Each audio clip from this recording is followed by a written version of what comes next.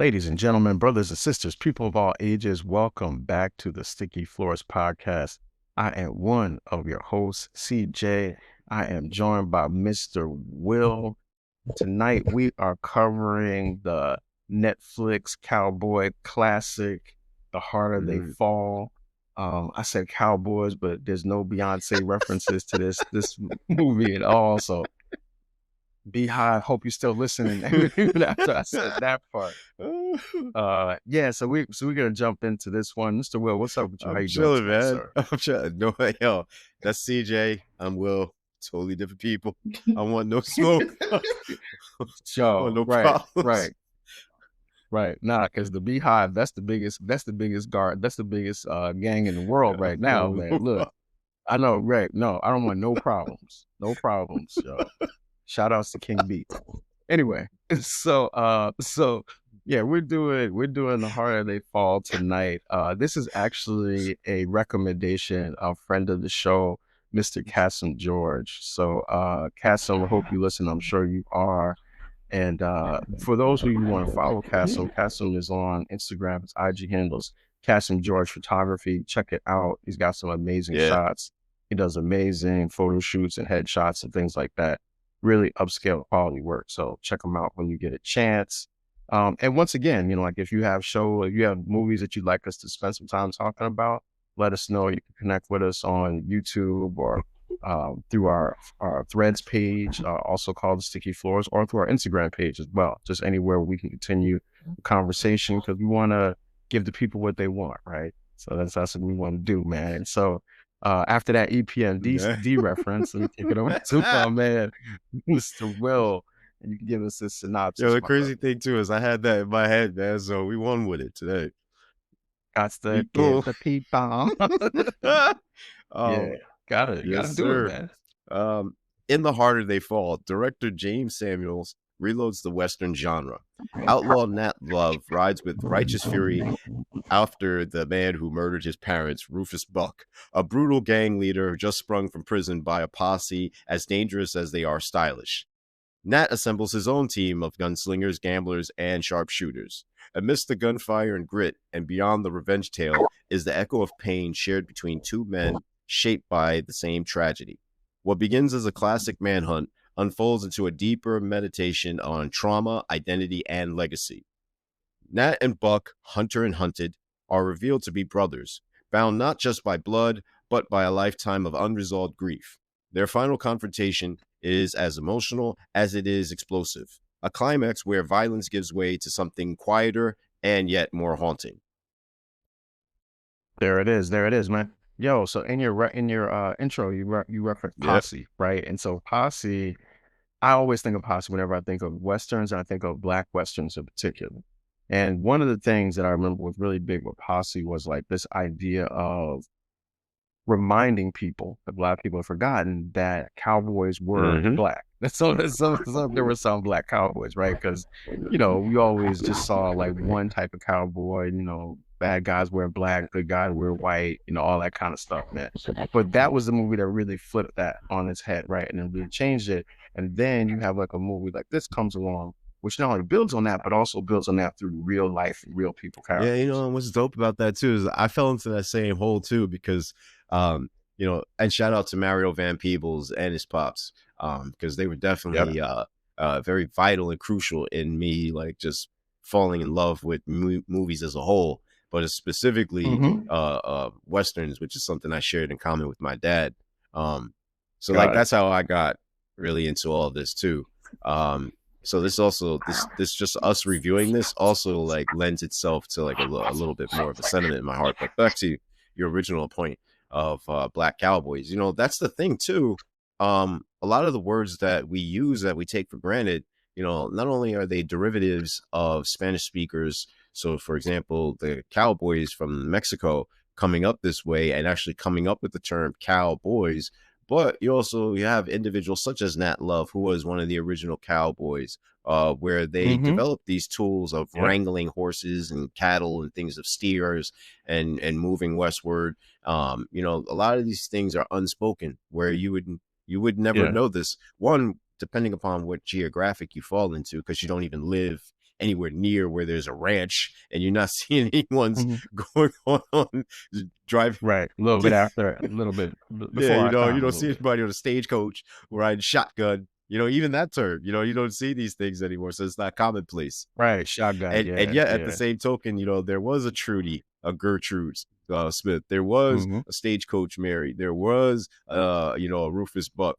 Some of these individuals too, mind you, they weren't even on the planet that long. They're doing these things at 20 years of age, 22. Some of them Yeah. are dying violent deaths, whether it be, they're caught by the law or they die in these quote unquote shootouts. So a lot of these things Yeah. are more of like myth and legend due to being word of mouth, not necessarily being scribed down in a book or filmed on a camera in real time. Yeah. And the movie, like, really, it hits that home from the Yeah. very beginning because it says, like, this is based on actual people, but not necessarily Yeah. actual events. Right. So, and even that part, like, I really like the idea of James Samuel making this movie and creating a space for people to go back and Hmm. find out who was Nat Love, who was Rufus Buck, who was Stagecoach Mary. So it's still like there's like a historical Hmm. lesson that's also being applied to it well. Now, if I can be entertained and I can also learn something, then I'm looking forward to Yeah, that. and that's the dope thing too. Like it allows the moviegoer to experience things in a whole different light, because now you can say, oh, let's put it in its proper context. It helps to foster creativity, spontaneity, and being inquisitive. Like take for example, I bet you most people don't know that Bass Reeves is the actual real life person that the Lone Ranger is based on. And for those that Right. yeah, You told me that in yeah, in the most preview. people don't. Oh, And yeah. matter of fact, most people probably don't even know who the Lone Ranger is. But for those that don't know, the younger audience, Lone Ranger was this Yeah. guy who was a sheriff, and he was hurt real bad, et cetera, et cetera. And then he throws on a mask, and he's not your typical vigilante. He does believe in justice, not necessarily going around being a murderer, if you will. So he's not Frank Castle, the Punisher. He is bringing people to justice, and he also rides, ironically, with a indigenous person who they call Tonto. And for those that don't know, Tonto in Yeah. Spanish means stupid. So like, you do the math. This is more propaganda in order to Mm, boost up this whole savior mm. complex.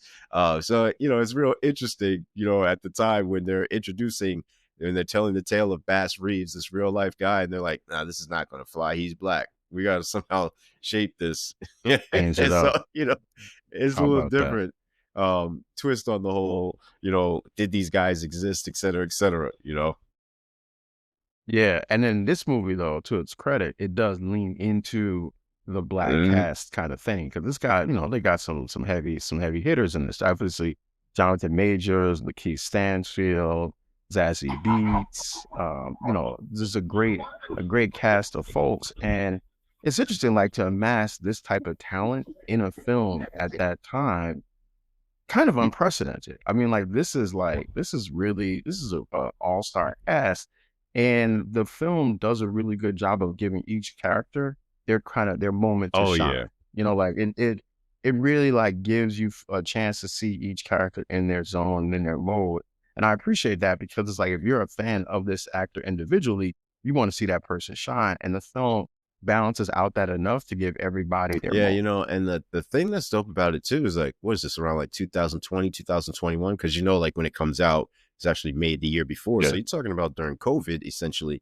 Um, and Yep. and I 2021, think right? that went a long way into the whole marketing of the movie, where people are home, they're utilizing the various different streaming networks, series, et cetera. And Netflix was really popping during this period, and they were actually utilizing this format of saying, hey, all right, people can't go to the theater, so let's bring the theater to them. We can also generate new subscribers as well. Who's fresh, what's untapped, let's go in that direction. And then you have JayZ, who helps to produce this and foster that lane, Yeah. and then they have the soundtrack, which is also hitting on certain singles, and Great. it's, Amazing soundtrack, yeah, one of my yeah. So favorite a things. lot of those things, they tended to meld themselves to this particular time period. And then just the fact of a Western, who doesn't like a good shoot 'em up, bang bang, I mean, you already know that's kind of like part of my thing, my shtick.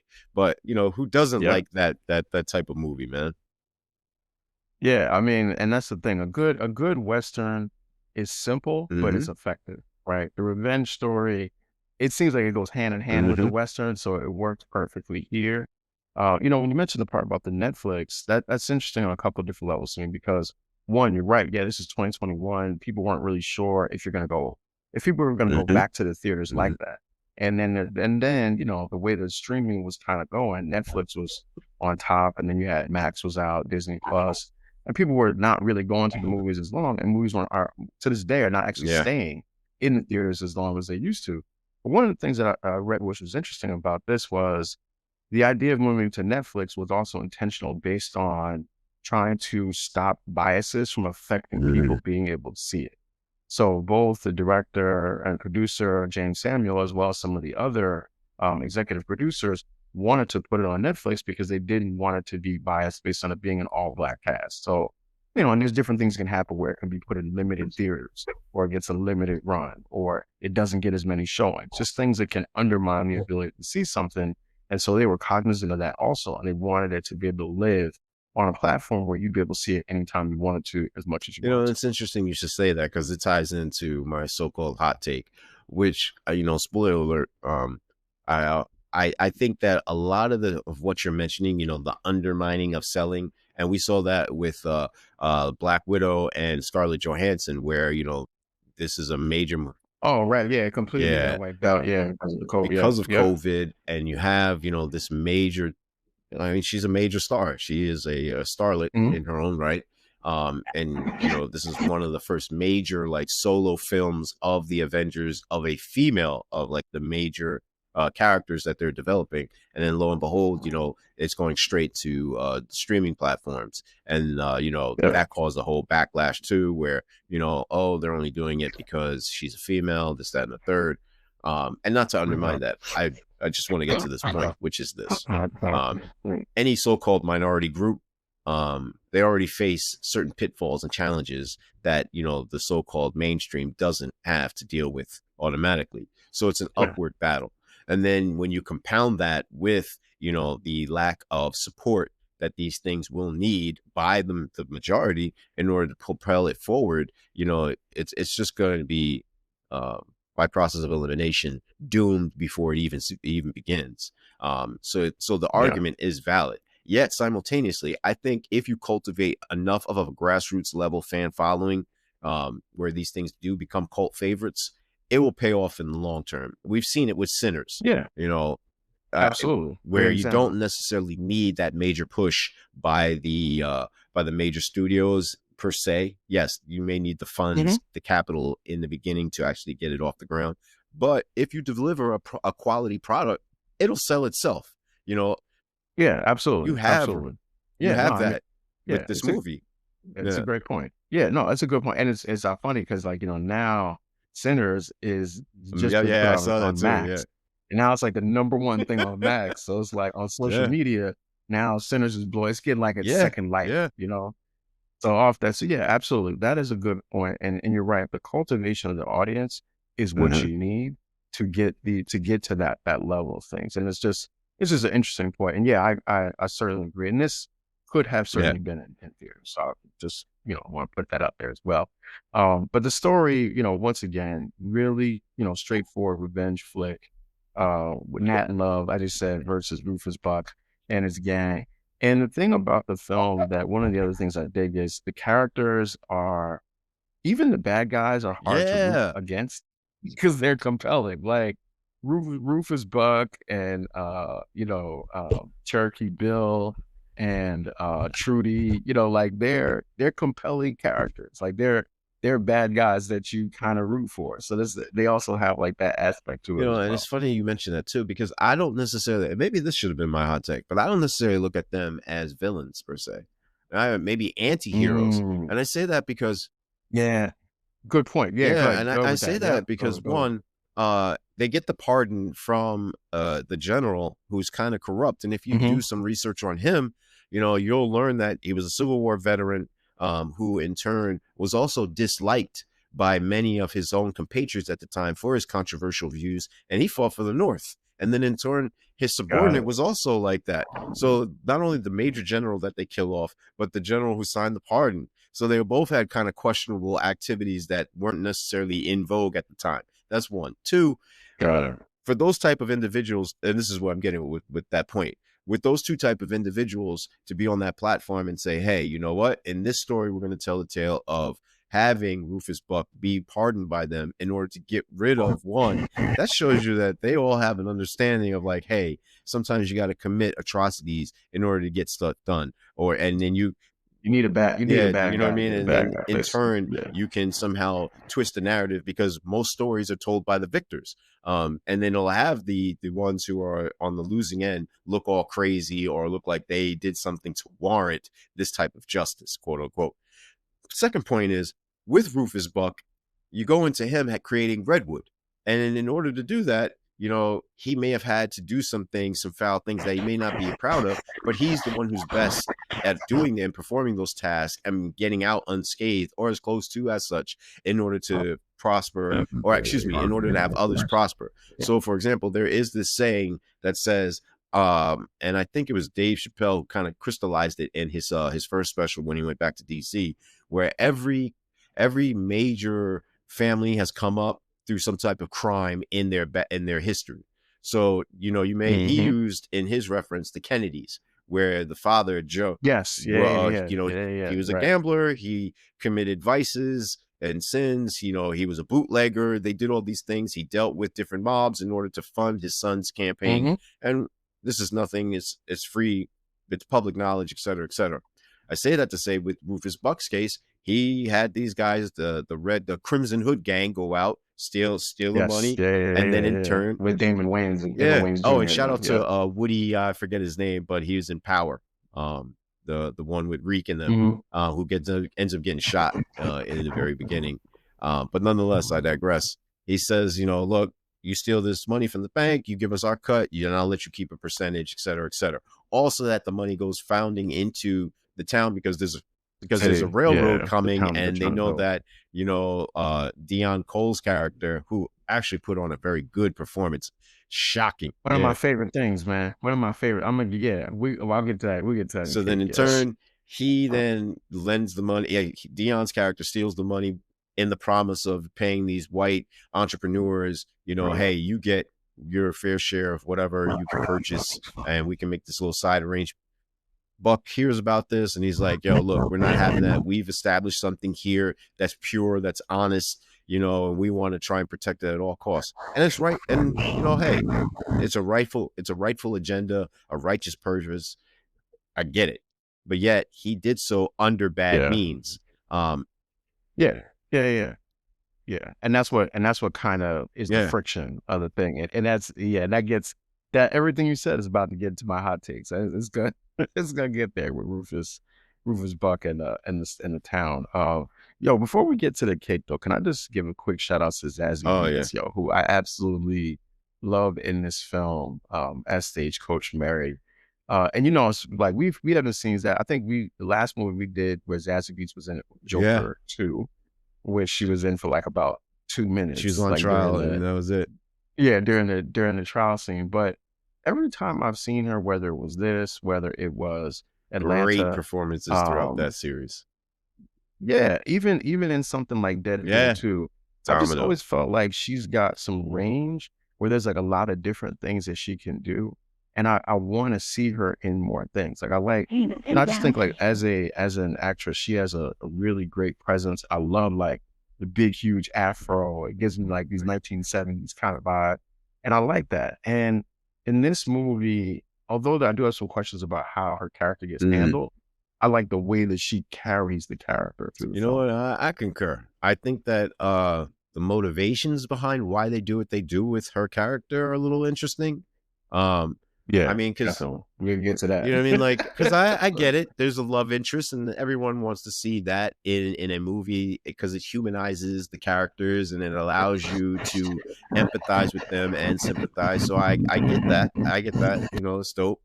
But yet, the whole damsel in distress refrigerator, you know, thing. I don't necessarily go for that trope. especially when you have her as this businesswoman who's able to hold her own. She has her own fame and recognition. She's able to tote a gun equally as well as sing and command a room. Right. So she's charismatic. Right. You know, it's almost diminishing by her going down there. It was. I mean, because it's naive at best and just outright buffoonish at the very worst. Stupid plan. It's just stupid the dude plan. just got robbed. He knows your connection in that love. He already marked him in order to distinguish him when he's coming. So therefore, this is not a coincidence. There are no coincidences in this area at this time. Like, it's just stupid. So that part, they messed it up, man. That's part of my hate. I guess we kind of got to. So all right. So what about the things that we did like? So let's get into the cake now. You can start and I'll follow up. So I know you got a couple of things. Most of our things are the same. Well, you know, I think we see things through a certain lens, and it's not necessarily one that I don't think the viewers themselves don't find themselves leading to as well. One is the cast. I think it's very recognizable when you have someone delivering an outstanding performance that they have to get their applause, their standing ovation, their flowers. I love the silent presence of Delroy Lindo as Bass Reeves. Oh man, how about Delroy Lindo? Yeah, when he comes, everything he's in. When he steps on the scene and you just know who it is, he walks into that bar and it's all of a sudden like all eyes are on him, and she even said, and Cuffy even says it. Yeah, I know who you are. They all know who she is. Like they all know who he is, rather. West Indian Archie. Like you could spout off all. I mean, we just did a movie on him, a commentary on him in Sinners. So it's like we know who he is. We recognize real recognizes real. So definitely shout out to him because he doesn't age, which also lends itself to like, man, I remember him when he was in Malcolm X as West Indian Archie all the way up to Bass Reeves. So it's like, man, you could put him anywhere at any time.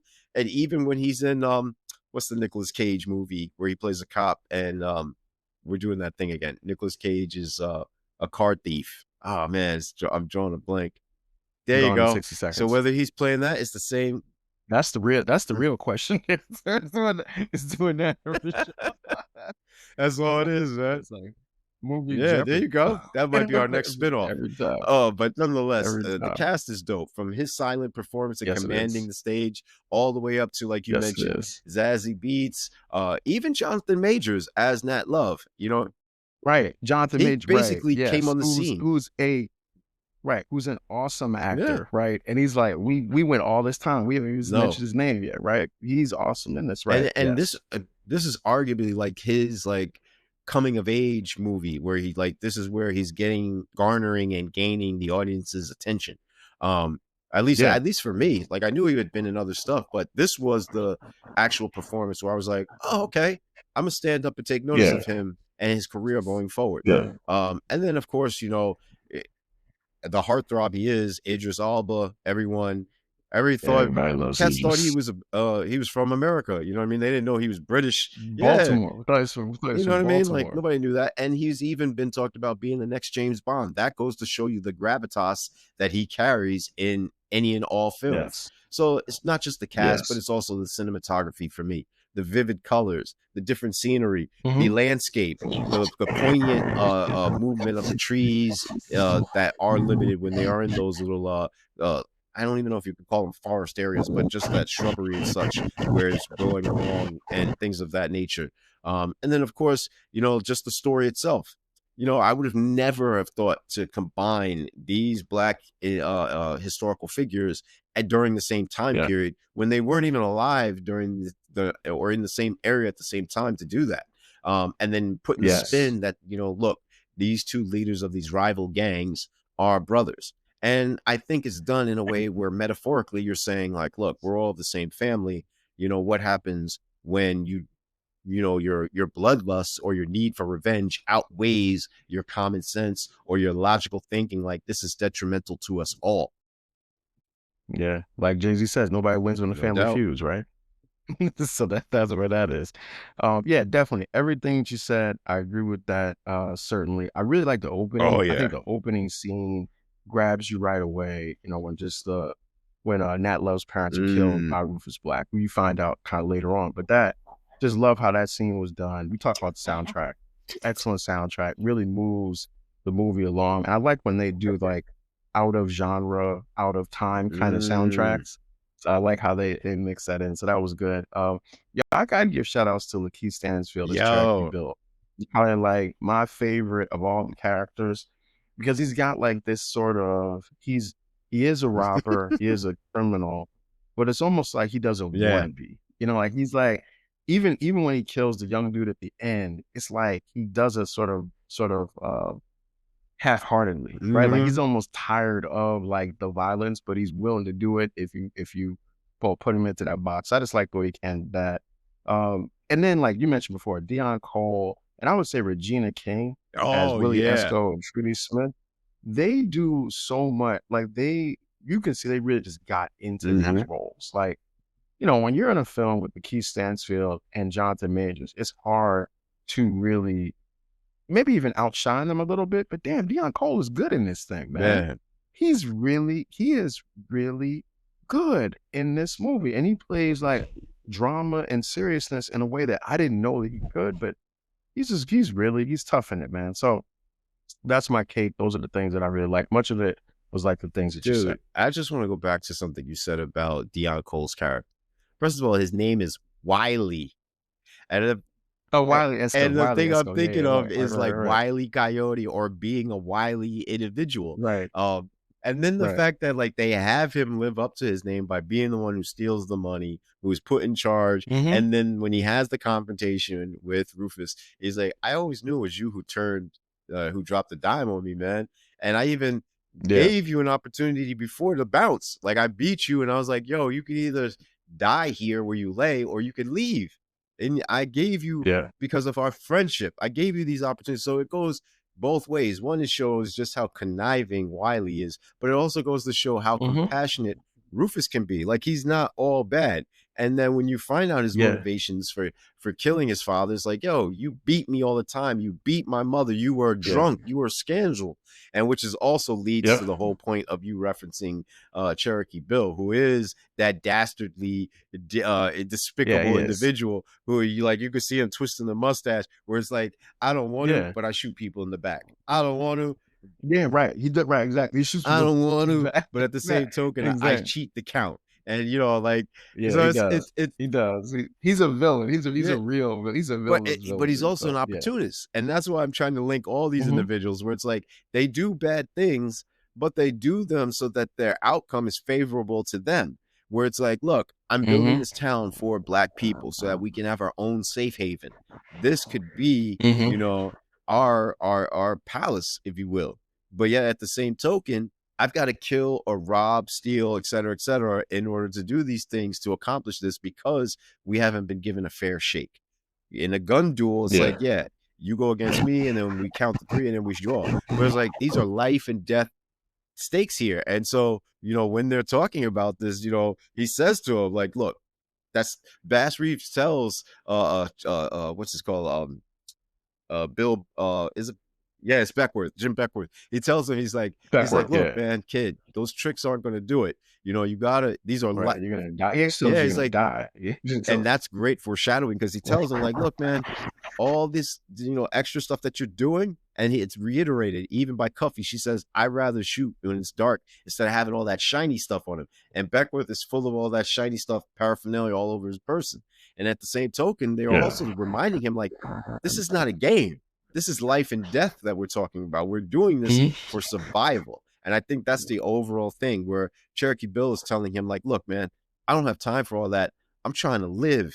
I know I'm doing these Mm-hmm. dangerous things, and the stakes are I could die. So therefore, I'm not going to give you the advantage. There is no fair play when it comes to, Right. these type of things. Like the first law of nature is self-preservation. Yeah. And like I said, there's no honor Not at amongst all. thieves, right? So he's in his Yes, sir. pocket there. All right. So as far as the things that I didn't like, couple things. And we talked about this ad nauseum, so we don't have to mention now. Stagecoach Mary, I just didn't like her as the damsel in Nah. distress, being chained up as a ransom to get Nat Love and his gang there. I thought it diminished the character. Yes. And they could have did better with that. I thought it was a little bit of a plot armor for the stars. Like if you was there's a lot of bullets being flying around for nobody getting shot, but the bad guy, yo, Rufus Black's gang, they shoot like Mhm. stormtroopers. They don't hit Nah, nothing. They don't hit nothing to nobody, and that was kind of like I mean, like I like Delroy Lindo. Yeah, he's the man. He probably could have caught a bullet. Somebody else could have died. Like I'm big on nope, everybody can't I know make it you out, are. but that was me. And then last but not leaving Trudy alive at the end, Regina King's character. I just thought like that didn't make no sense, man. Like people like that who are that vicious, you gotta kill them all. Like you can't just leave people to come back and get you later on. So even I know like that's kind of the setup for like the sequel, and I get it, and I understand, but I just don't think Stagecoach Mary's gonna leave See, her alive. and that's the So thing that bothers me on this. One, they kill off Bill Pickett, they kill off Beckworth, mhm. so his gang is automatically cut in half.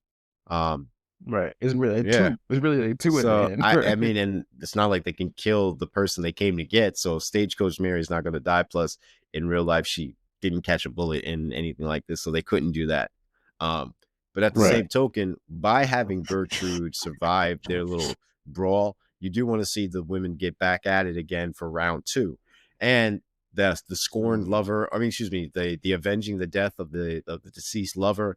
That's the Yeah, other I get it. emotional I tie-in. get it. I'm not saying I'm with it, because if they were going to do it, they should have done it. Like, it should have been something that they filmed in concession, but they didn't do that consecutively. So I Mm, kind of knew like this wasn't going anywhere. So the ending should have changed dramatically, to your point of either killing her off or having her imprisoned. And that would have been even more tortuous, because I think someone like that is, already dead if they're caged, rather than being able to yeah, roam free. Um, absolutely. but Yeah. and the other thing too that kind of like really disturbed me is like, all right, so what happens to the townsfolk? Because they're the true losers in all this, Good you know. question. Good And maybe that could have been a hot question. take too, because I didn't think about that's a really good point, right? Because the the town towns, is they now, suffered all yeah, of that it's kind of carnage. town Yeah, screwed. first, Yeah, first the physical that's a carnage good where they point. blew up the money that they stole, and Yeah, it's like, yo, what are you not thinking? You could have killed these guys and still gave the town people the money to yeah, save off any purging of the that's a land. good one, And man. then at the same time, you're like, all right, so their homes got destroyed. These white guys are coming Yeah, through to buy up the they're gonna property and build the build the railroad. railroad through it, so they're So gonna destroy the town. so Yeah, they where are these lost, people going man. to go now? Now they're disenfranchised, and now they have to be wondering, how do we pick up these pieces? They're feeling Yeah, defeated. how about So that? that's the real, And this displacement of the town is yes, the biggest hate of all. I never thought yeah, about it. That's a good one. That's a good point. yeah. That's Yeah, the thing that really did it for me. definitely. Where I'm like, man, y'all just blew up, X amount of buildings and all this other stuff, and Yeah. I did not think about the yeah. town, man. That's true. Yeah. And neither That's a did good they. one, man. They didn't That's a think good about one. the town either. Right, right, exactly right, because they Yeah. kept it moving. By the way, one other quick thing that I forgot to mention in the cake. There's a little bit of a reference to the Book of Yeah. Clarence that kind of comes from out of nowhere in the film. So there's like that scene where they're talking and they're talking about something about who shoots faster, and it's mentioned the Book of Clarence. And the guy's like, "There's no such thing as a Book of Clarence," which is funny Hmm. because obviously that's James Samuel's next Hmm. film that came out after this. This is with LaKeith Stansfield in it, so it's interesting how they made I'm that glad note. you So picked up on that, because good, I good actually little missed that until you brought it up. Yeah. Easter egg foreshadowing. Yeah, it's a little Yeah. funny thing they did there. But all right, cool, man. Let's jump into the questions. I got some for you, and some of these you I think you may have hit on, but cool. Let's get into them anyway. First of all, do you think this movie would have done well in the I think theaters? so, to be honest with you. I think Yeah, during that yeah, period of this swelling, because I think this is what led to Sinners, to be honest with you.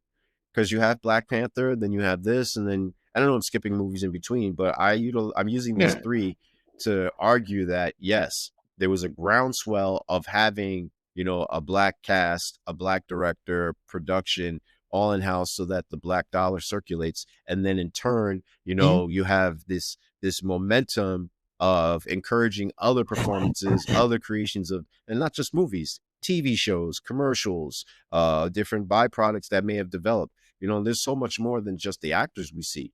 There's the people behind the scenes, key grip, hairdresser, caterers, like Yeah, the accountants, payroll, all these other jobs that can be created. I mean, it led to me doing a little discovery about there's a black ranch out in California. It's a father and daughter joint. Yes, I did. Yeah, I Yeah, thought about you that know too. what I mean? Yeah, So yeah, like, yeah, how do yeah, you get yeah. these horses? From How this do you get film, all these yeah. props? You know, Mm-hmm. so like a lot of things are produced as a result of this. So this movie would have encouraged more and fostered more goodwill of individuals going and seeking out like, hey, we should support this movie because it's not just money going in JayZ's pocket, it's money going in the mom and pop shops.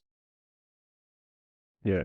And also, the ranch that you're talking about, they also use that Mm. as the Yep. ranch where they got horses for the Yep. movie Yep. Nope as well. So that's also, yeah, we Yeah. pull that from. So that's a good reference. All right.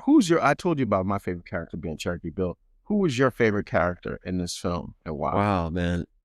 Shout out to everyone, but I want to put some shine on Michael Beach. He's only in it Okay. for a hot minute, but what Okay. he symbolizes, he sits at the head of the table. He encourages his son to mind his manners, et cetera, et cetera. Takes the guitar Oh, from him, yes, yes, but yes, you yes, can see yes, that there's yes. a Yeah, loving, yeah. caring relationship between him and the wife. Mm-hmm. So it's Mm-hmm. symbolic of this fighting these stereotypes of the so-called elimination of the father from the home, etc. Like, no, he's a Mm-hmm. guy who's there, and he has a backstory. So it's like, hey, he's not unscathed, he's not untarnished. Like, he had a history, and he was able to redeem Yes. himself because he was given another opportunity. They don't explore exactly what it was that made him go into religion, but we can And change his name but to we can Love. kind Yeah. of Instead of Buck. infer Yeah. like, hey, he probably recognized he had a coming to the mountain type of moment where it was like, yo, you got to get right or else. And then he still has the rifle above with the slogan underneath it, encouraging like love, but defending your family, et cetera, et cetera. And then, all of a sudden his past comes back to haunt him in the physical It resemblance of does. his son.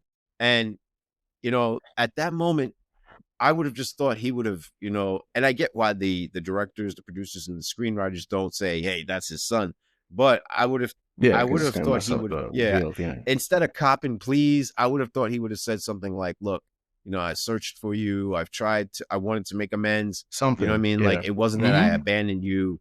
I wasn't good for you and your mother." He doesn't have to outright say it, but he could have said something like, "Yo, I was lost. Now I'm found. I searched for you. I couldn't find you. I want to make amends. I've been trying to make amends, et cetera, et cetera." I think his character is symbolic for me, and that's why he's my favorite. Got it. Got it. That's good, man. So Rufus, so like after I'm gonna switch the question up a little bit. So let's say Rufus's plan works, Mm. right? And he gets the money and he's able to maintain the town. What do you think happens then? Like, what do you think Rufus ultimately becomes if that's the outcome? And it's crazy for me because he could go in two directions. He could become the tyrant, overlord, corrupt mayor type of, you know what I mean? Like, where He you could got to do pay that. me my Yeah. tides in the form of a tax. And, Mhm. because you see how Yeah. quick where it's like, yo, we got to come up with whatever. And the people are like, yo, we legitimately don't have it. Like, where do you think we getting all this Right. outside income from? Yeah. It's like, And it kills and the he's like, dude. oh, so what's your name? James? Hi, James. Bye, James. And it's just like, wow, Yeah. how easily you say you're doing this in the name of the people, but are you really doing it in the name of the people, or is it for you to line your pockets?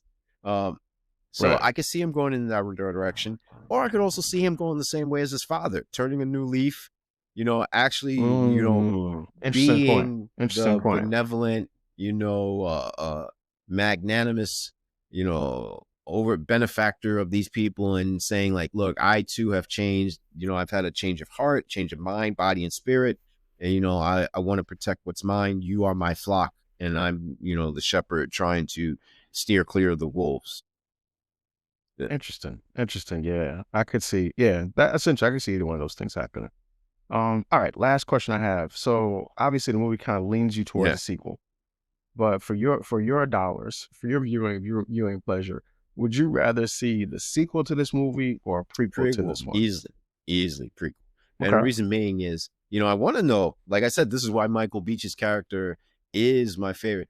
Yes, right. Because Because I we want see to all that. see, Yeah, like, you yeah, know what I mean? Like, yeah. because it gives me Unforgiven vibes. Like, I want to see, how did this guy go from, point A to point Z, in between what happened in here. It led to a curiosity of like, man, was it the woman? that he saw and she took pity on him, and nursed his wounds or whatever? Was it the fact that, he saw some kid, the kid ended up getting killed, and he, it dawned on him how precious life was? What was it that really led to his evolution? And then, what led to him de-evolving? What, this guy has a wife, he's beating on her, he has a son, and he just leaves? Like, what's going on here? And then, simultaneously, it could be done in a Godfather type of style where Rufus Buck, you see his coming of age, like, hey, how did I get spawned, et cetera, et cetera. Like Godfather Part 2. So, that would have been interesting and could still be a thing to see. Yeah. It might still happen. I mean, I think James Samuel was saying that he might do a prequel to this film. So I think that might be on point. So you might get, and you can hire, and if it works out, can hire the other Idris Elba to play Idris Elba. And Damson, Idris Elba, same complexion, same British accent. Like, it would be, and he's still relatively young. How about that? Yeah. Shout out to Franklin Saint, man. Shout outs to that dude there. All right, look, so I got one more, man. I was thinking about during the course of this. So this is just like it's sort of a question. It's kind of a joke at the same time, but it was funny when you brought up the Wiley Esco part. So do you think that Wiley Esco, is his last name being Esco, and the way that his character gets exterminated, and the fact that he's kind of like a lizard the whole time, is a sneak diss at Nas? That's why I said. That's why I was. Look, I told CJ. I'll say it again. We seem to be on a similar point. I think yes, dude got gold teeth. He's got he's got the Street Dreams type of westernized outfit. Right. He's sitting in there and he's talking smack before Rufus Buck can confront him. His boys say, "Yo, Rufus Buck wants to have a word with you." They're friends. He seems like he's Don, but he's not really. It would not. I'm telling you, he may not ever admit it, but it would not be dismissive of JayZ throwing a subliminal shot at Nas, saying, I mean, like, yo, the dude blows up with a dynamite stick, a la Wile E. Coyote. You know what I'm saying? Like, these names are intentional. But I always tell people, in a movie, people tell on themselves. They can't help it. And his name being Esco was fun. Look, man, JayZ's got a video with Nas in his video after the Ether joint where he's clowning him then, where's the three of them, they're doing the handshake, and then, it's like, so it just leads itself to this. It's another subliminal diss. Every time JayZ releases an album, it's around the same time as Nas, or a single, whatever. Well, look, now hold on. Now you're getting right into my wheelhouse right now. I said, I'm a Nas fan. The conspiracy theories around Nas and JayZ, I'm there for that all day. However, this is a moving podcast. We'll get too far. We're not going to that. Yeah, but I was thinking about it. I'm just saying that. All right, I got three questions for you. All right, first one is Nat wrong for killing Buck? Yo, I've thought about this when I was watching it, man, and I think he is, man. I think he is. I think he is because he's really, part of it's because he's killing his brother, which is the first problem, right? He's killing his brother. He obviously did not know the truth. Now, you can make a case maybe he doesn't believe him. But if he believes him, and if it's true, and if he killed him, if he did, because I think the dad is responsible for killing the mom, actually, for killing Rufus Buck's mom. I think there was a way for him maybe to maim him, but not necessarily kill him. The only thing that makes me think that he should have killed him is because he killed his mother. And he killed somebody. That's point of no return. It's hard to come back from that. You know what I mean? Even Tony Stark got to get the Winter Soldier behind that. Like, he was ready to, you killed my dad, I can get you. But wow, I got to get you for that. So if you get water gun to my head, I would say, no, you should have killed him. Water gun. Oh, man, that's tough. That's what I'm saying. Second question. What makes a legend? The story told or the blood spilled to tell it? So I thought that something you said earlier actually really hit on this, is the idea of, even when a person is a real person, the stories that are told about the person afterward is what actually builds the legend. So, it's like, it's like we talk about Michael Jordan now. Yeah. Like, we talk about Michael Jordan like he never missed a Mm-hmm. shot. Like, like this dude, was played 82 games, scored 32 points all 82 games his whole career. Like some of that is myth, right? And there's some truth to it, but there's a lot of myth on it. I think we build up the legends of people, and it's easiest to do that when the legend isn't really here anymore. So now I'm thinking about maybe the better examples, like what we do with Kobe Yeah, Bryant yeah. now. Because I remember like how people thought They did about not Kobe like when he Kobe. was here. Not like now, right now, this dude Saint Yeah. Kobe. Like it's different. And it's like some of that is the myth making that goes along with the legends of people. And it doesn't mean the person didn't do great things. They did. But over time, it just gets bigger and bigger and bigger, especially if that person isn't here Yeah, anymore. definitely. It reminds me of what's the name of Paul Bunyan? Kind of like the tales like that. Oh, Yeah. yeah, absolutely. Or Yeah, John John Henry, Henry. Yeah. right? Like, Yeah, like, definitely. yeah, No, I see where you're going with that. All right, my last question for you is top 5 Westerns, man. What you got? Listen, this is not even remotely in my wheelhouse right here. So I'm gonna give you like whatever names of movies I can remember right now. Because this is like decidedly not my favorite genre, but of course, Posse is gonna be in here. I'm gonna put Unforgiven and of course, The Quick and the Dead, and I'll put The Harder They Okay. Fall. And I got 4. That's my All Fantastic right. 4. All right. That's a nice little segue. But I'm curious though, because I know, like you said, this is a big genre for you and your dad. What would you say are your 5 Yeah. favorite Western All right. films? So my dad is really big on spaghetti westerns. And for those that don't know, Okay. spaghetti westerns are all the movies that are directed by this great Italian director, Sergio Leone.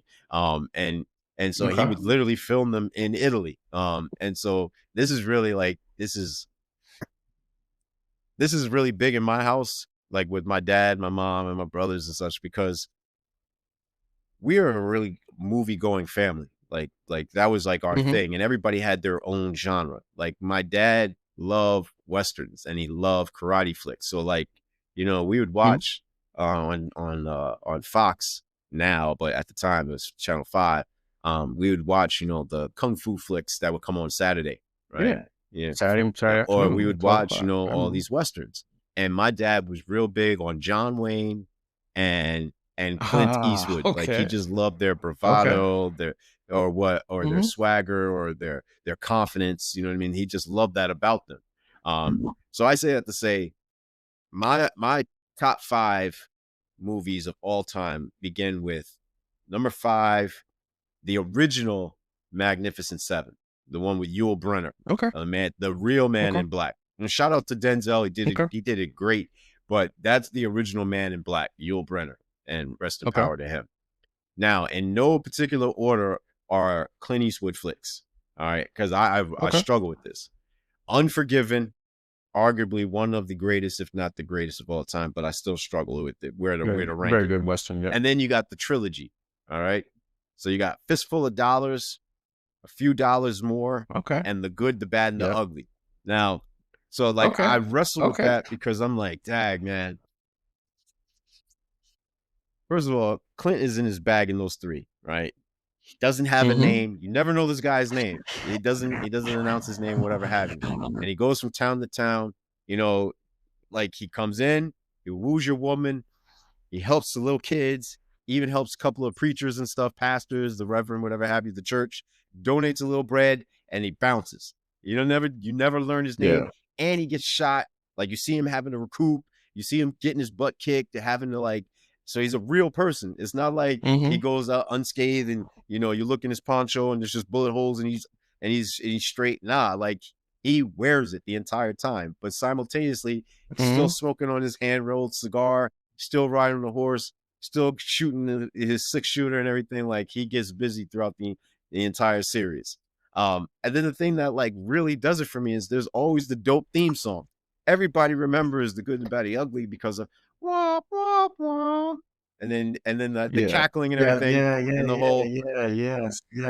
So like you get all that, but each flick has its own soundtrack that builds up this like euphoric feeling when it's at the height of the tension, and you sense like what's coming on, and you hear and you hear like the like it's like the joy.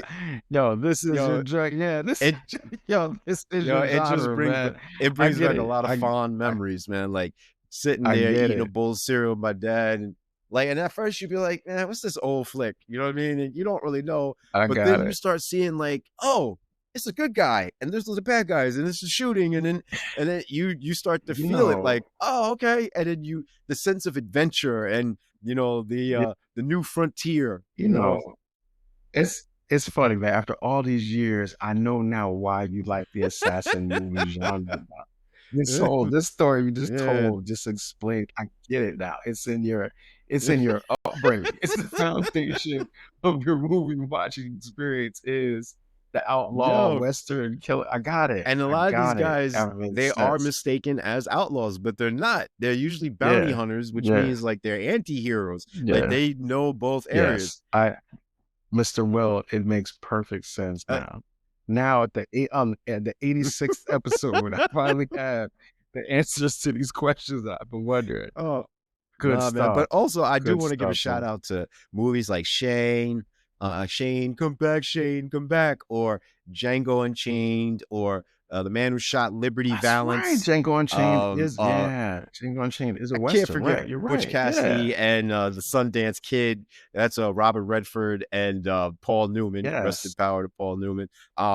Then there's like Mm-hmm. so many other flicks, man. Like, oh, I could go on and on and on. That first of all, when you talk about Clint Eastwood, I didn't even touch about like the outlaw Josie Wales. That's like one of my favorite flicks. But you said I had to name 5, Mm-hmm. so I had to go. That would be like number. Yeah. You up to Yeah, you know what I mean. 35 And now, man. But you then there's the 2 versions of 310 to Yuma, the one with Russell Crowe Mhm. as well as the original. I mean, Yeah. like, All I right. ain't even Yeah. get into the whole like Yes. John Wayne joints, man. Like, there's it's an untapped genre, man.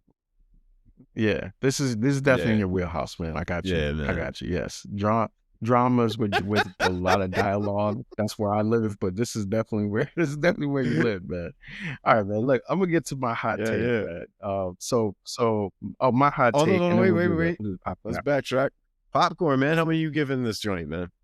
Oh, this is a solid 3.5. Yeah. Thank you for my so yeah, solid 3.5. Definitely worth watching, and I like that. And I've probably watched this at least 2, maybe 3 Oh, times word. since it's been Okay. out. Yeah, so I watched it a couple times, and I like that it's on there. I like that it's a Netflix film, so it's always gonna be there, so I Yeah. don't have to worry about it leaving. Kind of like what we did Yeah, in yeah, Triple yeah, yeah. Frontier we talked about last week, where it's just always gonna be there. So yeah, that's what I got. What Nah, I about you? co-sign that, man. The availability, such as 3.5. the access, for perpetuity. I like that. I also like the fact, man, that like it comes up on my feed at least. It didn't come up as a Western. It came up as like action adventure. You know what I mean? And this is Yes, only it the second does. time I've watched it. I watched it when it initially dropped because I wanted to support. But then when it came up again as far as a recommendation, this just happened to be one of the things that popped up. So props to all these actors, Yeah, actresses, all the people behind the scenes for putting this out there. 3.5.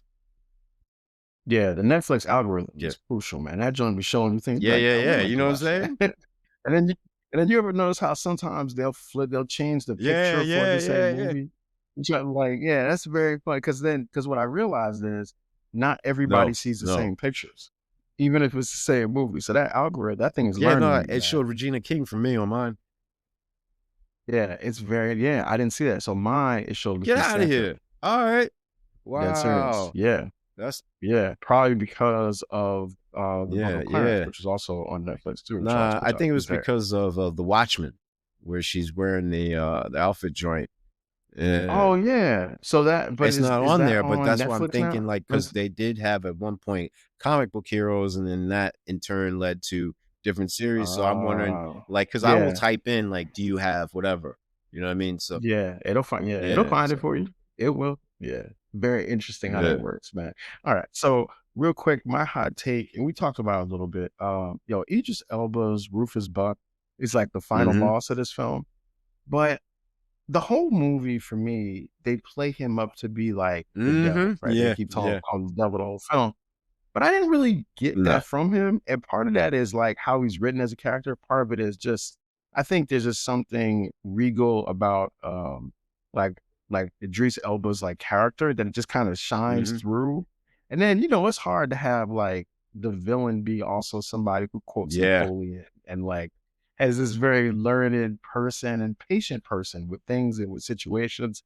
I say all that to say is I think the movie needed like another big boss Mm. villain after him. So maybe if there really was like an evil general and the general was trying to destroy the town, or what if destroying the town became more important than the beef Okay. between Nat Love and Rufus Buck?